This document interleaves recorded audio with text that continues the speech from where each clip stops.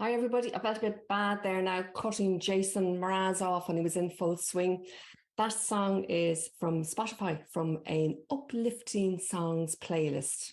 So hopefully you're all feeling uplifted today for our webinar, which is 5 things you might be missing when creating your content. It's a long title, but it's a short, snappy webinar. So over the next 30 minutes, you're going to walk away with at least 5 tips. On your screens, you should see down at the bottom, you should see a little chat button. So if you want to say hello in the chat there, if that's if something you feel like doing, please do. Throughout the little session here, the short session, I might ask you some questions. So please do respond in the chat.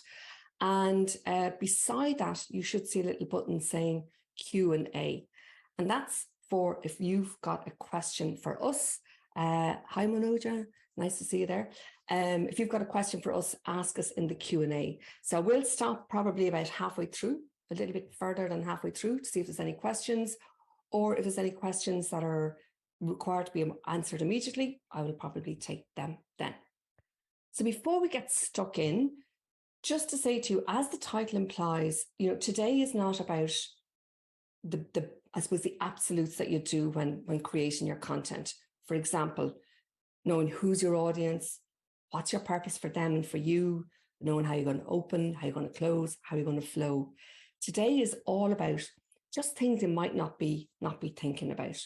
Before we get stuck in, just a little bit about us very briefly. These are the types of clients we work with. And I know some of you are here today, so it's great to have you along.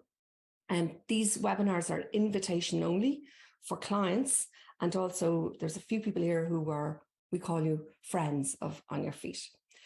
In terms of us as a team, we're a small team. There's 3 of us who are facilitators. So many of you today will have come in contact with either Magella, Aideen, or myself. In the background, we have Debbie, who looks after all the financial end of things. And last but not least is Sharon, who does all the operational end of things. And you might be wondering why she's holding the little ninja in her hand. Well, that's because Sharon has a second business. When she's not busy doing all the operations work for On Your Feet, she does tutorials and videos to help small business owners be admin ninjas. Sharon, do you want to say hello and tell me if I got that right or wrong? Hi, everybody. Yeah, you did. Thanks, Barbara. Admin ninjas. Admin ninja, and she's an admin. I don't know what the term is. Maybe it's a super duper ninja, but that's what Sharon is. She knows everything that there is. Any shortcut in Gmail or any other programs out there, Canva, she's an absolute guru. So follow her on YouTube, Sharon Shepherd. Okay, so let's get stuck in. Before we start, just to say, you will get a copy, a link on Thursday morning to an area of the website for webinars. So it's a private link, and you'll get the slides from today, you get the video from today, you get links to other useful blogs that I may end up mentioning as we go along, and other useful resources, even things like my ring light, my standing desk, my sound, my video, just little links to those in case they're of interest. Okay, we'll get started.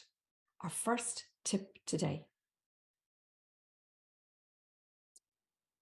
Now, I can't see or hear you, but I'm going to imagine that a few of you might have gone, "Aw," or maybe that little picture put a smile on your face. And if it did put a little smile on your face, just pop it in the chat so that I know. But why is it when we see pictures like this, little puppies, little kittens, why is it that okay, so I see a smiley face coming in there. Yeah, thanks, Tony. So why is it that we have that reaction to these types of pictures? What happens in the brain when we see pictures or images like this is fast brain activity happens in a particular area of the brain called the orbitofrontal cortex. The orbitofrontal cortex is associated with pleasure. I'm going to assume that all of you want to bring your audience's pleasure in some way. But even more importantly, it's linked to emotions. You don't need me to tell you that, people will buy with emotion, they'll justify with the logic. And sometimes when we're communicating, we can be very good on the logical end of things, but we sometimes can forget a little bit to tap into the emotions. So the first tip for today is, oh my gosh, oh, such lovely emojis coming in there. Thank you, Patricia. I've never seen that one before. It's yeah, it's lovely. Love hearts bursting out of a face. So first tip for today. UCS even. Use cute slides. And by the way, for today, every tip will be either 2 words or 4 words, like a little acronym or mnemonic to help you to remember them. Just something to be aware of with the cute slides. Don't overdo it, because there's a danger that, well, it's like anything, it becomes a bit repetitive, it loses impact. Plus as well, depending on the types of communications you're delivering, it just might take a little bit from your professionalism, but might be something to think about. Okay, for the next one, I want to just stop sharing for a second. Recently, we had a client who had very VIPs, they call them, coming from America to their organization. So they work for a global organization, and every so often, these VIPs come to visit. And this particular person was looking for some one-to-one help with what they were delivering. And the words they used were, "We VIPs coming, and I'm delivering a few slides." Now, they weren't delivering a few slides. They were delivering a message. The slides are just there to support that message. And you know, you won't believe this, but a little while ago, somebody asked me, can I deliver a presentation without slides? Now, obviously, it was a younger person. But here's the thing. We need to be very mindful with the slides. If we think of them as, you know, your earrings, or if you're a person who wears suits, the cufflinks, it's just the accessory. You are the message, and you are the person who has the message. So just remember, SCL, that slides come last. Okay, we're on to our third tip. You're probably thinking, oh my gosh, we're flying through this. We're going to be done in no time. The last 2 tips have a little bit more detail in them. So I'm curious, if you know who this person is, just pop the name into the chat.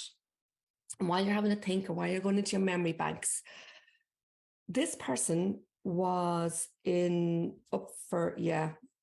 a few of you know it, OJ Simpson. So he was on trial from September 94 to September 95, 1 year and 1 day.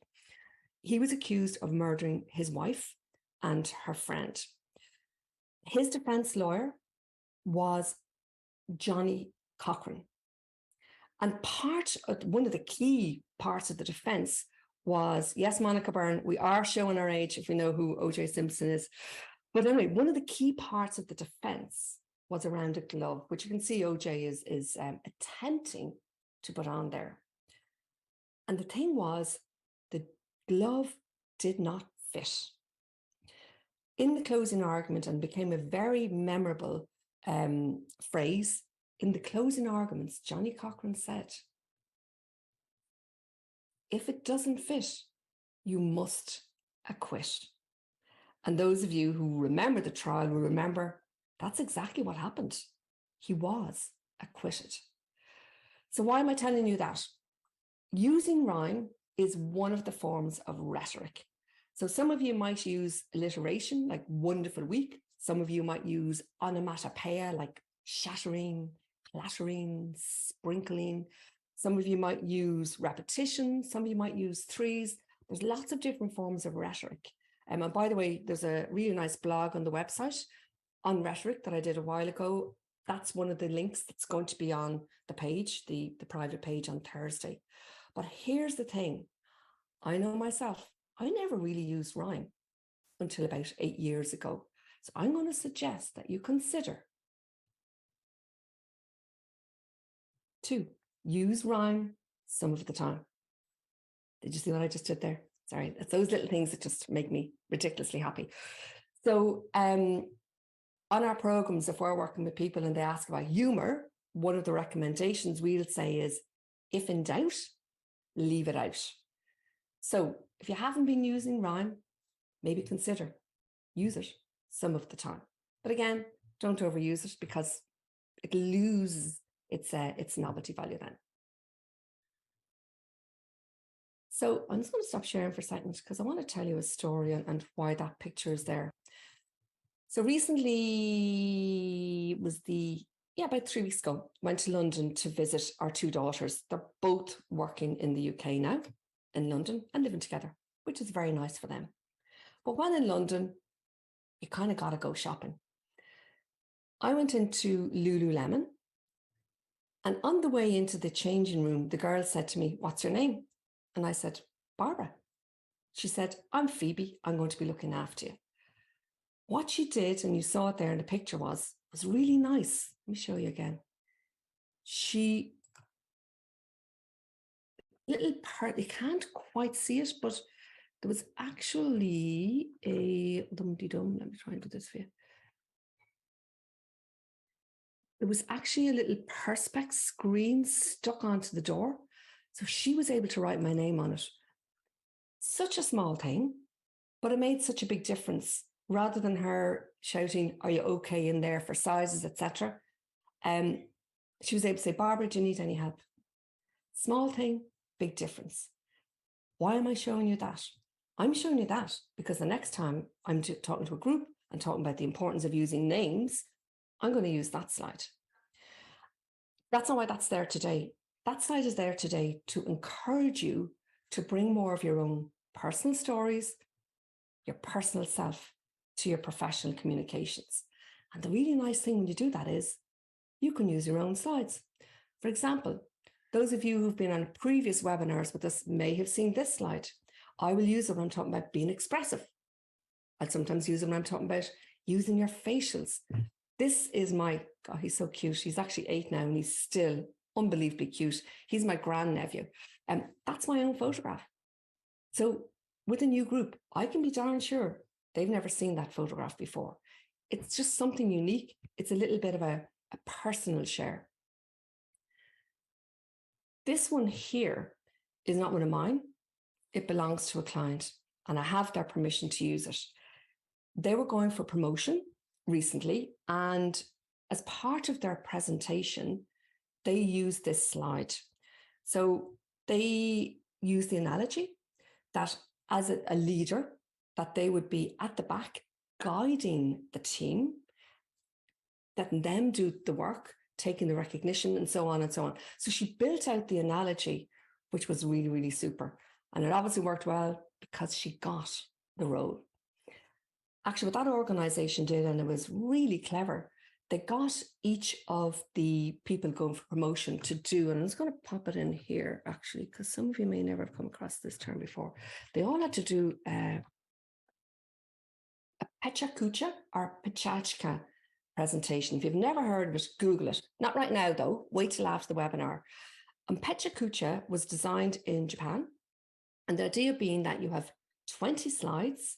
Each slide is on automatically and an automatic slideshow for 20 seconds. So the presentation is over in 6 minutes, 40 seconds. The recommendation is that you only use pictures. What a brilliant way of communicating. I often think for organizations, if they used Pechachka or Pechakucha for getting weekly, monthly updates, it'd be far more interesting than just a whole load of bulleted slides.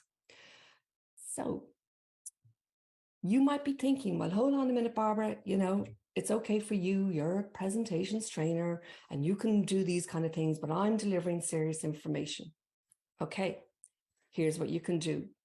Think about things that you're communicating that maybe you could put in a different way. So some of you probably recognize there, the Aviva Stadium. Recently, we were working with a client. We were talking about a particular figure. Rather than putting up that, we were talking about the number of customers they had.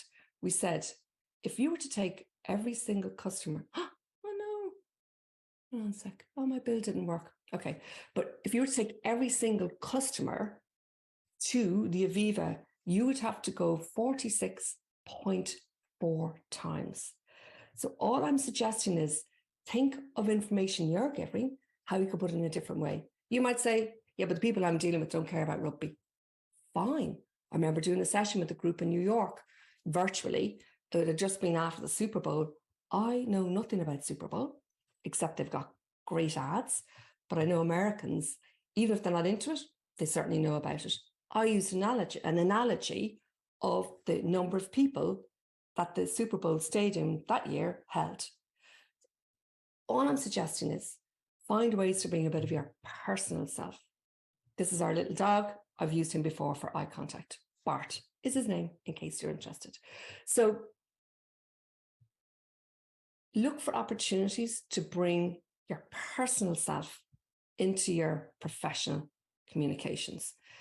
You know, you kind of get excited the first time that you use a particular story and maybe a visual to go with it that just helps to personalize your message even more. So that's tip number 4. Before we go into tip number 5, just going to recap what we've done so far. And I'd love in the chat if you might pop in if there's one of these that you haven't been using so far, that you feel you might actually start to use. So while you're doing that, just to say a little bit about the kind of offerings we have. We do one-day face-to-face programs. When it's virtual, we do it in two modules. Rhymes some of the time. Who was that? Jerry. Thanks, Jerry. One-to-one coaching. We do tailored webinars, lunch and learns in person, or we can do something like this for your team. We have other topics we cover. Shorts we do is 30 minutes. Typically, they be an hour, 90 minutes, or even as a 2-hour masterclass for large groups. And then lastly, we just do 2-day face-to-face programs, or virtually, we do them in 4 modules. Okay, so people saying rhyme some of the time, using the cute slides. Yeah, Patricia, great. Rhyme some of the time, rhyme some of the time. Rhyme seems to be very popular. And Trish, personal self. Yeah, why not? I actually think that with COVID and people often, working from home and us seeing their backgrounds and that, I think we've started doing a little bit more of that organically anyway. Okay, our final point, and just before we go to it, I want to just launch a poll. Okay, so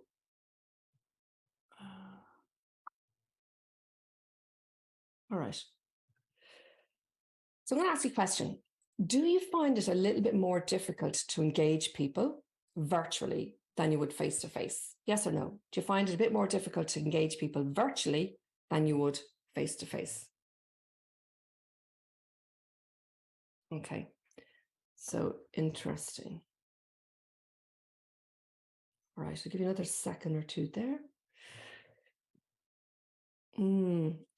Okay, so let me just share the results there.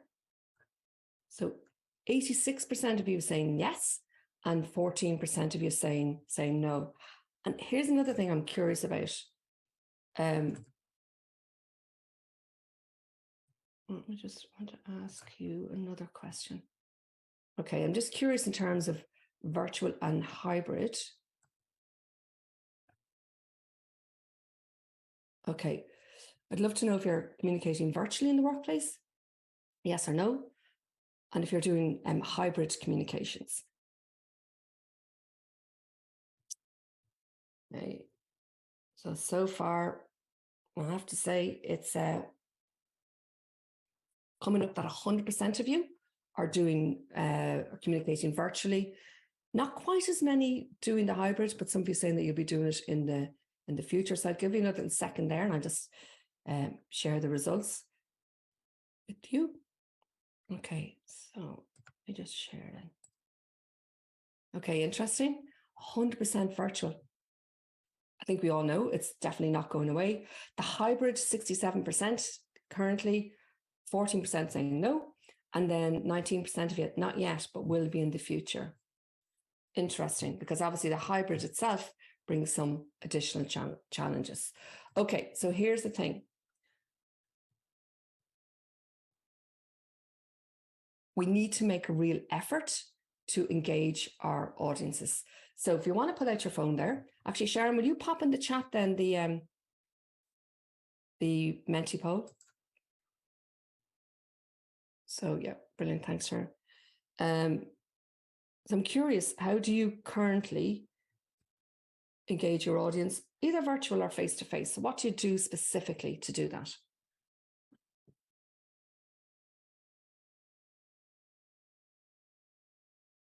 Okay. So telling the stories, asking the questions, brilliant. By the way, I have a stories file, so I collect all my stories and I bank them so I can use them for particular topics. Using their names, asking the questions. Sometimes it's a good idea to use the name if we're in a normal meeting rather than a webinar, name first and then the question, so that we don't catch them off guard, because we don't want them to lose face if they might have been on a little mental vacation. Okay, stories, camera on as a default. I love that. Yeah, storytelling, stories, polls, short, brief interactions on the regular basis. Absolutely. What else have we got there? Sorry, I have to go to my second screen. Oh, no, I can see it here now. Pictures, yeah, lovely. Oops. Oh, apologies. I don't know why it's not letting me scroll down the screen there. Okay, so social conversation, variety. Apologies. I don't know why it's not letting me show the bottom of the screen, but I'm sure there's lots of great ideas there. Okay, this is music to my ears, because here's the thing, particularly in the virtual world, we do have to plan for the interaction. And one of the key ways is questions, whether you do it more formally as a poll within Teams or Zoom or whatever application you're using, or if you want to go outside to Menti, whether you're asking questions, just yes, no answers, where they might do a little thumbs up, thumbs down, Y or N in the chat, or whether you're asking more open-ended questions. But the thing is, you need to plan them. You need to plan them. So you can obviously tell from today I planned the polls because I had them there ready to go. But it is really, really good to make the effort. Susan, I see you saying using the breakouts. Absolutely. They're brilliant. Absolutely great. I often thought it'd be great in the real world if you have breakout rooms when you're out socially. Maybe you can put a few different people in breakout rooms and bring them back. So there's lots of tools within your programs. The stories, again, bringing your personal self, they're a wonderful way to make it more engaging. Obviously, in terms of your own delivery, making it more engaging. And sometimes people will say, oh, I don't like virtual presenting because you can't gesture. Of course you can. The problem is that quite often people aren't gesturing because they're just leaning on the table. So getting your arms up, gesturing, using them, because that'll bring more energy to you and make it more engaging for your audience. Again, using the different forms of rhetoric, things you might have been using there will make it more engaging. But the key point to take from this, and it sounds like a lot of you might be doing it already, but maybe are you actually planning the engagement? Are you planning exactly where it's going to happen? Now, obviously you plan and you flex, but make sure that you think about it in advance. Some people can do it without having to think about it because it comes naturally. But for most people, it's good just to plan to make sure that it definitely does happen. So just before we finish with a summary, Sharon, is there any questions coming in at all today? Yeah, we have one from John who says, are there times when it's okay to start with the slides? You could actually, if you're in a situation, so starting with the slides, if, for example, you're in an organization and you're having daily, weekly, monthly meetings, and there is a prescribed format in that organization in PowerPoint, you'd probably be best to follow the format, unless you want to suggest breaking the mold. But that would be one time that you would, if there is a format there. But typically, if it's within your own realm, starting with the content first, and then looking, what have I got as a visual aid, usually slides, that would support that message. Grant, anything else, Sharon, or is that it? I know we've got one more from Susan. Regarding the personal self tip, how do you know if you're overdoing it and sharing too much? How do you know if you're sharing too much? Is that too much of the personal end of things, Sharon, is it? I think so, yeah, regarding the personal self tip, yeah. Okay. To be honest, I think it's a matter of, I would like to think that you could use your own judgment on that.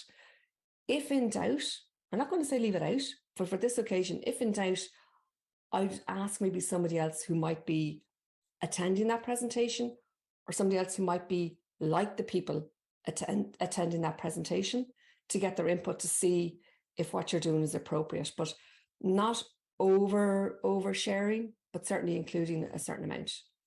But if in doubt, I'd say check with others who might know. And if there's no option to do that, I would err on the slightly, if you're doing a lot, maybe just pulling back just a little bit.